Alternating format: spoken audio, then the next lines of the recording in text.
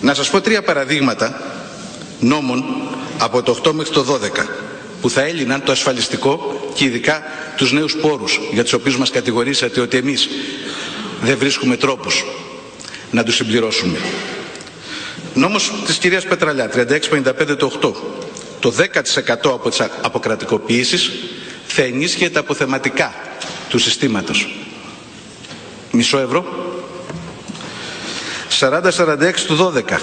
Για να καλύψουν το έγκλημα του PSI θα μεταβιβάζονταν περιουσιακά στοιχεία του δημοσίου στα ασφαλιστικά ταμεία. Ένα κεραμίδι. Και το αποκορύφωμα 4162 του 12.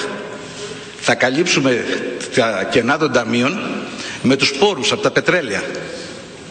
Για τα ομόλογα της Τράπεζας Ανατολής δεν είχατε ρύθμιση. Για τα ομόλογα της Τράπεζας Ανατολής δεν είχατε ρύθμιση. Για τα ομόλογα της Τράπεζας Ανατολής δεν είχατε ρύθμιση.